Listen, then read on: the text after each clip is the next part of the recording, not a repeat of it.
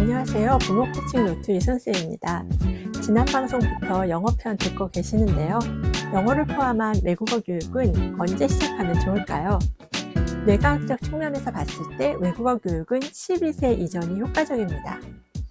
외국어 교육의 시작 시기는 2세에서 7세 사이가 좋고요. 이 시기에 외국어에 노출되면 큰 노력 없이도 자연스럽게 외국어를 익힐 수 있다는 거예요. 근거가 뭘까요? 뇌가 어떤 자극에 반응해서 뇌의 구조와 기능을 변화시키는 능력을 뇌 가소성이라고 하는데요. 12세 이전의 뇌는 이 가소성이 높아서 새로운 경험이나 학습에 민감하게 반응하고 또 다양한 신경 연결이 빠르게 형성된다는 겁니다. 뉴런, 그러니까 신경세포들 간의 정보 전달을 가능하게 하는 연결 부위 시냅스에 대해 들어보셨죠? 12세 이전에는 바로 이 시냅스의 형성이 매우 활발하게 일어난다는 거예요. 좀 전에 제가 뇌 가소성을 말씀드렸는데요. 뇌가 고정된 게 아니라 막 만들어진다는 거죠. 어린아이의 뇌는 새로운 정보와 자극에 반응해서 많은 시냅스를 형성도 하고 또 반복 훈련을 통해 시냅스를 강화하기에 좋은 환경이라는 거예요. 그래서 외국어 교육은 12세 이전이 좋다는 결론이 나오는데요. 언어적 유창성과 원어민 수준의 발음을 획득하는 데도 단연코 이때가 유리합니다. 일찍 영어에 노출돼서 12세 이전에 어느 정도 영어에 익숙해진 아이가 우리 부모님과는 달리 원어민에 준하는 영어 발음을 구사하는 것도 바로 이 때문이죠. 12세 이후에는 뇌가소성이 점차 감소하는데요. 자연히 외국어를 배울 때도 새로운 시냅스 형성이 원활하지 않아 이미 형성된 모국어 신경 회로를 활용해서 외국어를 학습하게 됩니다. 한국어를 처리하는 신경 회로로 영어의 어법을 이해하려고 한다는 거예요. 발음이나 억양을 처리하는데도 모국어의 영향을 받게 되고요. 게다가 어릴 때는 다양한 소리를 세밀하게 구분할 수 있는 청각 민감성이 매우 높은데요. 나이가 들면서 다른 언어의 미세한 차이를 구분하는 능력이 떨어지게 되죠. 그러니 12세 이후에 영어를 배우게 되면 원어민처럼 발음하기가 어려운 거예요. 왜 우리 부모님 세대는 영어의 R과 L 소리를 구분하고 정확하게 발음하는데 어려움을 겪은 기억이 있잖아요. 와, 이거 듣고 있자니 정말 큰일인데? 우리 애는 진작에 12세가 넘어버렸는데 이걸 어쩌지? 하시는 분들 계실 수 있는데요. 외국어 학습에 어느 정도 제한이 있다는 얘기지 12세가 지나서도 심지어 성인이 돼서도 외국어 학습은 가능합니다. 바로 우리가 산 증인이고요. 지속적인 연습과 노력을 통해 외국어 능력을 키울 수 있으니 실망하지는 않으셨으면 좋겠어요. 자녀 양육에서 실망은 있을 수 있지만 포기는 없습니다. 포기는 어떤 문제도 해결해 주지 않아요.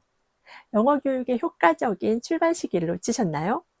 갈 길이 아직 멀기만 한가요? 그렇다고 자녀의 영어 교육을 포기하실 건가요? 아니잖아요. 지금부터 해나가면 됩니다. 포기만 하지 않으시면 돼요. 제 지인들 중에 이런 분들 계시는데요.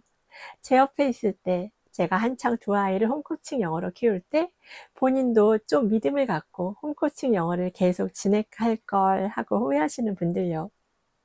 중도 포기하고 학원에 보냈지만 결국 영어 교육에 성공하지 못했으니까요. 지금까지 말씀드린 뇌과학적 지식을 갖고 자녀의 영어 교육을 계획하시되 무조건 일찍부터 보다는 아이의 준비도에 따른 적기 교육이 될 수 있도록 계획하시기 바랍니다. 아이에 따라 누구는 2세, 누구는 7세, 누구는 9세부터 영어 교육을 시작할 수 있겠죠. 영어 교육은 시작 시기만큼이나 얼마나 집중적으로 영어에 몰입했는가가 중요하거든요. 영어의 노출 기회를 충분히 가졌는가가 영어 실력의 질을 결정합니다. 여기서 잠깐, 나이가 어릴수록 언어적 자극은 주되 스트레스는 주지 않으셔야 해요. 5세 이전에 과도한 스트레스를 받으면 기억력과 집중력이 감퇴된다는 거 기억하시고요.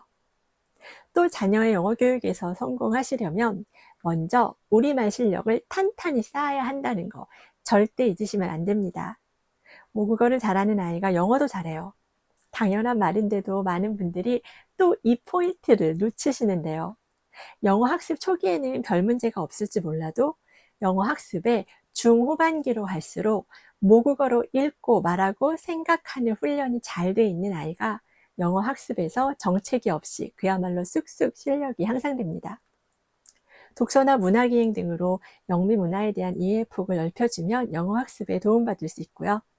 무엇보다 아이가 영어에 열린 마음과 태도를 가질 수 있도록 영어에 대한 호감도 높이기와 적절한 동기부여에 힘써주세요. 영어가 싫어지면 영어 교육은 실패하기 십상이죠. 성공적인 영어 교육을 위해 접근성 좋은 친숙한 영어 환경을 만드는 것도 잊지 마시고요. 가족끼리 영어로 말하는 시간을 정해서 말하기 연습해 볼 수 있고요. 영어 영상물이나 영어 방송을 시청할 수 있습니다. 영어 게임, 영어 노래 듣기, 영어 학습 앱 활용도 가능하고 온라인 교류 프로그램에 참여하거나 원어민 친구를 만들 수도 있겠죠. 아이 손이 닿는 곳에 영어 책들을 배치해 둘 수도 있습니다. 또 홈코칭 영어는 훈육이 선행될 때 비로소 가능하다고 말씀드리고 싶어요. 부모의 말을 우습게 알거나 통제조차 되지 않는 아이와의 홈코칭 영어는 사실 불가능합니다. 부모와 자녀 사이의 원활한 소통은 기본이고요. 신뢰가 바탕이 될 때 효과를 극대화할 수 있습니다. 홈코칭 영어뿐 아니라 홈코칭 수학, 독서도 다 마찬가지예요. 부모가 영어를 잘하면 더 좋겠지만 설사 영어를 잘하지 않으셔도 홈코칭 영어는 가능합니다. 매우 희망적이죠. 가르치는 교사가 아닌 안내자 역할을 하는 것으로 충분해요. 이제 홈코칭 영어의 장점을 짧게 말씀드려 볼 텐데요. 먼저 비용 절감과 시간 절약의 효과를 얻을 수 있습니다. 학원을 이용하지 않으니 당연히 비용 절감 효과를 얻을 수 있겠죠. 또 가정에서 아이에게 맞춤식으로 진행하게 되니까 시간 절약은 물론이고요. 아이의 에너지도 절약할 수 있어요. 영어 노출 시간도 큰 부담 없이 극대화할 수 있고요. 부모와 아이가 영어라는 공통의 관심사와 목표를 공유하게 되다 보니 유대감 형성에도 도움이 됩니다. 부모와 자녀의 유대감은 저절로 생기지 않아요. 같이 뭔가를 해야 합니다. 자녀의 영어 학습을 직접 코칭하다 보면 아이에 대한 이해를 높일 수 있어요. 학부모 상담을 하면요. 아이를 잘 모르겠다고 하시는 분들 많으세요. 아이와 같이 하는 게 없어서 그럴 수도 있습니다. 아이 교육을 학교와 학원에 다 맡겨버리면 아이의 현재 실력과 잠재력, 문제점 등을 제대로 파악하기가 어렵죠. 아이와 뭔가를 같이 하셔야 아이의 발달 정도, 적성, 학습 준비도, 이해력 등을 체크해 볼 수 있습니다. 홈코칭 영어의 단점도 있어요. 홈코칭 영어는 어느 정도 부모님의 헌신이 요구됩니다. 사실 이게 가장 힘들죠. 학원에 맡기고 적당히 잔소리만 하는 것보단 아무래도 힘듭니다.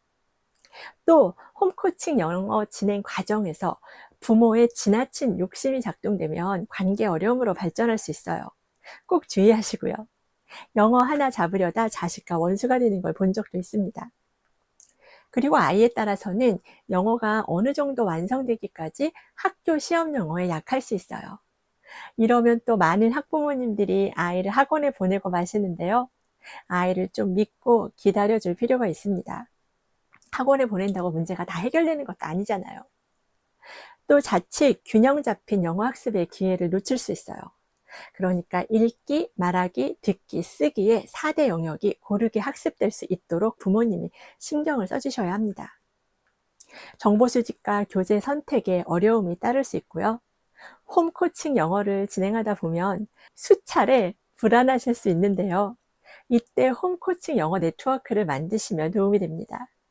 혼자는 어렵고 두려워도 함께 가는 길은 지혜도 모아지고 힘이 나거든요. 아이를 키우는 일이 그렇듯 홈코칭 영어가 쉬운 건 아니에요. 그러나 누구나 도전할 수 있는 방법이고 꾸준히 하면 반드시 성공할 수 있습니다. 전 제가 실천한 방식이 장기적으로 봤을 때도 근본적인 영어 실력을 키우는데 학원의 교육 방식보다 더 좋은 성과를 낼 수 있다고 믿고 있어요. 중도 포기만 하지 않는다면 말이죠. 어떠세요? 설득이 좀 되셨나요? 다음 시간부터는 본격적으로 영어 코칭 로드맵, 단계별 영어 학습법을 소개할 예정이니까요. 꼭 함께 해주시고요. 저는 이제 그만 인사드리겠습니다. 감사합니다.